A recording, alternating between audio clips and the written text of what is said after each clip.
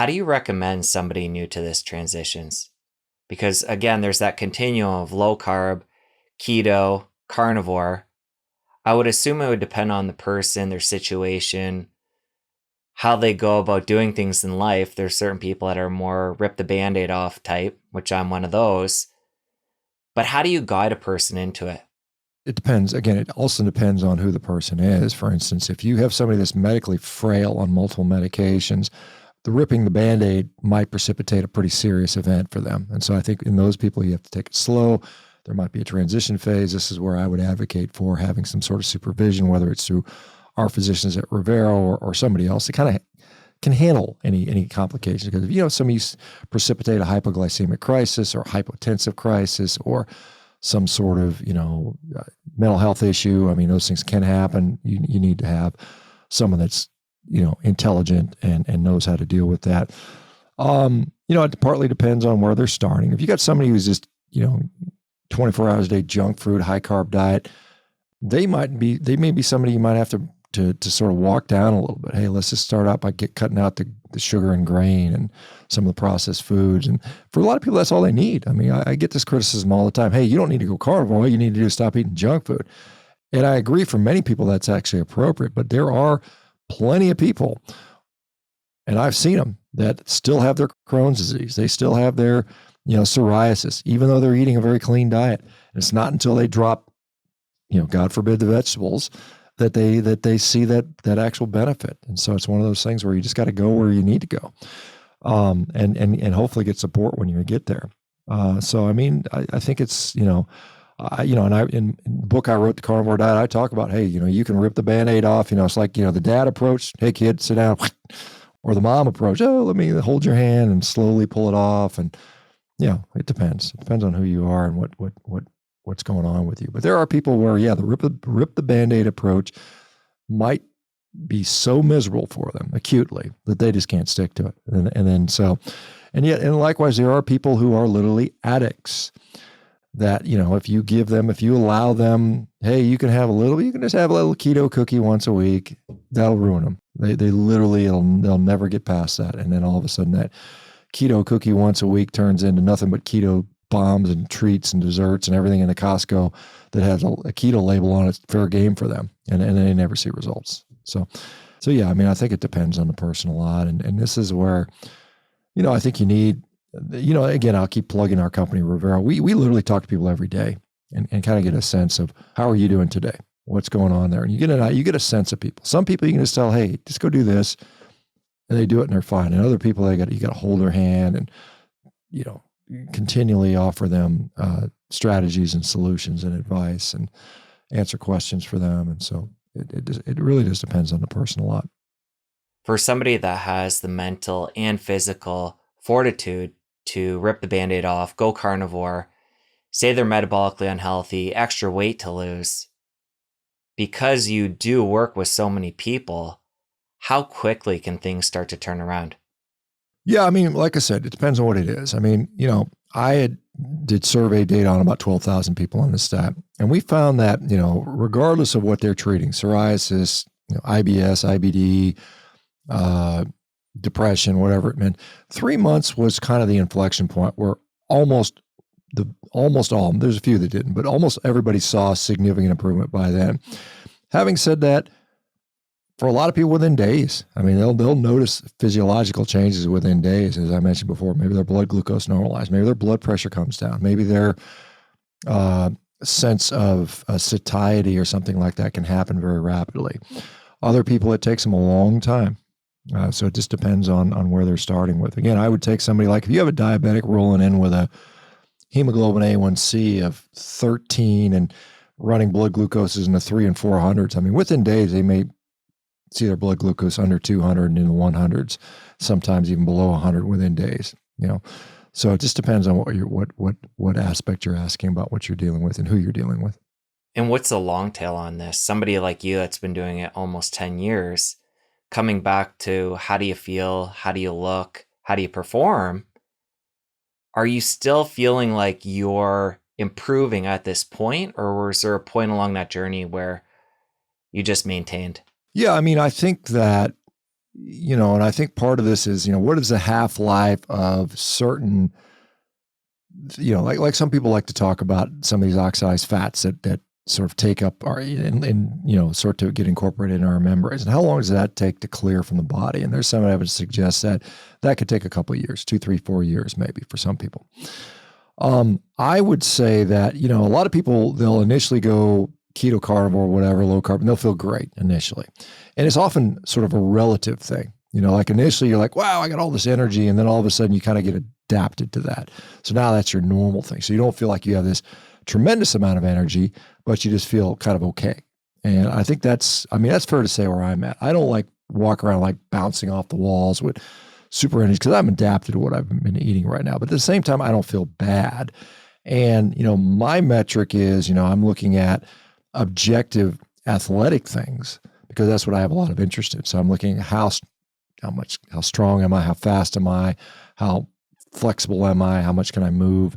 Those types of things. And those things are generally either staying where they are or getting slightly better. I mean, I'm at a point where I've been lifting weight for 45 years. It's not like I'm going to magically sprout wings and start flying.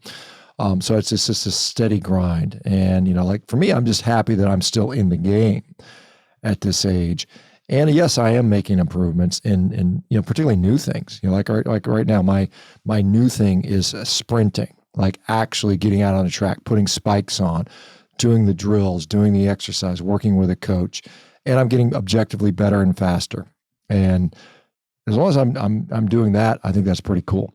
And again, I'm well beyond the age where anyone cares about that outside of myself and a few other people that seem to have an interest in this same type of thing. But for me, it's like, that's what keeps life interesting for me. I continue to see improvements or the capacity to improve in a whole bunch of areas. And I want to maintain my, you look at aging as a loss of capacity in many ways.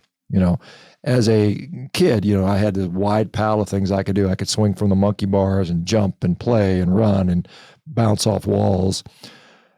At 60, swinging from the monkey bars is not as likely because I'm not on the playground trying to swing from monkey bars. But I do think that as long as I can maintain that capacity very broad. Now, at some point in life, what we see for most people is that range of things they can do gets progressively smaller and smaller. And then eventually their life looks like I can kind of walk around the house a little bit, go to the bathroom, go to the kitchen. Maybe I can get in my car and drive. And then eventually I'm bedbound and then I die. So we want to keep that palette as broad as possible for as long as possible. And I think that, results in a higher quality of life and probably, I'm not going to say definitely because I have no idea for sure, but it probably will lead to somewhat of a longer life or certainly a longer health span. I think that's fair to say. Well, it does say a lot about your diet and lifestyle. The fact that you're coming up on 60 and the areas that you do focus in on are being maintained or improved. Where at that age, for a lot of other people who are living more conventionally, they're just watching things take a nosedive.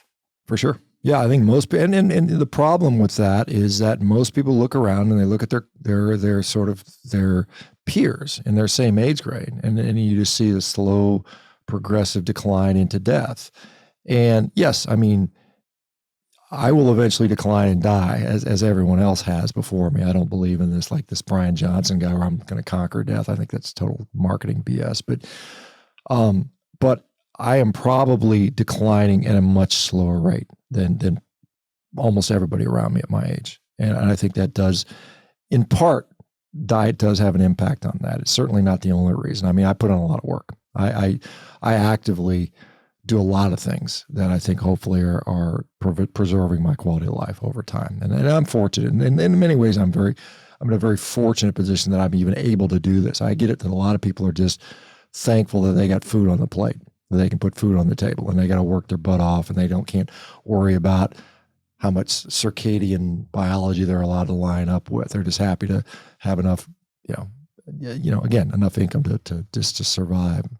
So hopefully more people find themselves in a position where they can impact those things. And I think we're sitting in a time where, I mean, you think about it, even the average person lives better than the average king did a few centuries before them. Just having indoor plumbing and running water and climate control is something that the average king didn't have 500 years ago. So we're certainly improving the overall standing for so many people.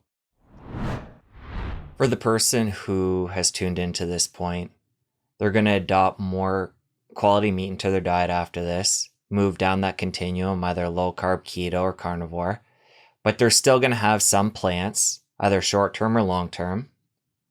What things do we want to make sure we're avoiding in that camp outside of the meat, if we're going to include some of that, to make sure we're not having a downstream effect on all this new meat and healthy foods that we're including?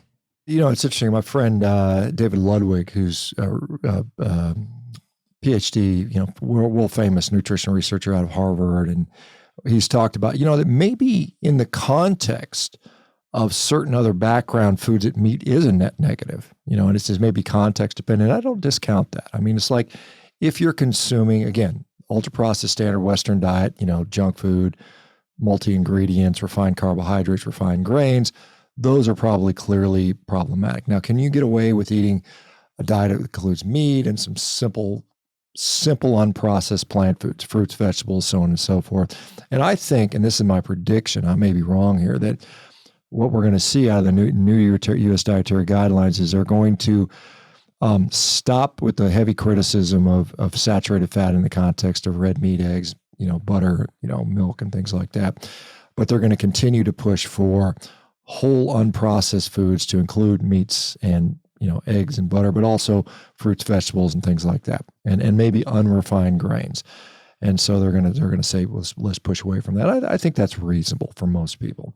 Don't start eating a lot of ultra refined foods, ultra refined grains, sugars, and things like that. Maybe even the so-called dreaded seed oils that is very controversial. And there's a lot of people that are certainly anti-seed oil. And I think, I don't consume them because the foods that they are presented in are complete garbage food generally. It's all this ultra-processed food where we see all this soybean oil and corn oil and canola oil. And as a Canadian, canola oil is one of your larger, exports, the rapeseed and stuff like that. So I think that, if you could get away with adding in a little bit of whole unprocessed, plant food, then that's probably fine. And again, you got to be objective about what it does to you. If it leads to, gut issues or downstream issues from the gut issues, like joint pain or autoimmune flares or skin issues or mental health issues, then you got to be cognizant of that and dial those things back in. All right, last question. We've gone over what to eat, what to avoid. Within the what to eat category, how important is food quality? Things like grass-finished, organic. For you and for others, how do you look at that? Well, I think that, first of all, the labeling on that stuff is very deceptive. I mean, I don't know how it is in Canada, but in the U.S., just because something says grass-finished or something says organic or something says natural or whatever else, you have to realize that there's a lot of deception in there. So you don't even know what you're getting. I would say that, when it comes to things like, let's say, for instance, beef, and I'm a big advocate of beef, I eat a lot of it. I don't know that having grass-finished beef versus, beef that's finished another way, and I get a lot of people complaining about this answer, but it's just a reality. I've got no real financial gain either way, one way. In fact, I probably have more financial gain if I just stuck with saying everybody should be eating only grass-finished beef, and that were my answer. But the answer is, and the reality is, based on my data that I've seen, based on the data I've seen from Harvard, that when it comes to mitigating disease or reversing disease, it doesn't seem to matter that much. Now, there is data out there that, other people that I certainly have talked to and respect and think it's important data, that, you can see that there are differences in the nutrient profiles from an animal finished, on grass versus grain versus, on, regenerative forage. Does it make a big enough difference to human health yet? I don't know the answer to that. We just don't have data on that yet. And no one's put out the studies out there. There's precious few studies out there comparing humans eating grass-finished beef versus grain-finished beef. It just doesn't exist to any significant way. And the data out there that has been done shows kind of equivalent. Doesn't really seem to matter that much. So more to come on that. Hopefully we'll get more data on that. But at this point in 2025, I cannot in good conscience say that there's strong data that suggests that you should only be eating grass-finished beef. It just doesn't make a difference. Maybe there's some stronger data on some of these other products out there. I don't know for sure. I mean, again, it often comes down to what can you actually afford? And I think eating whole unprocessed food, regardless if it's grain-finished, grass-finished, pastured, unpastured, is still light years ahead of eating ultra-processed stuff, in my view. If you enjoyed that clip, you're going to want to head over here and catch the full episode. I'll see you over there. The last 9 years, I have probably consumed, without exaggeration, like 10,000 steaks. That was one of the things that struck me 10 years ago when I first went carnivore. It was like, I don't even know my digestive system's working because I don't feel anything. I have no perception of digestion.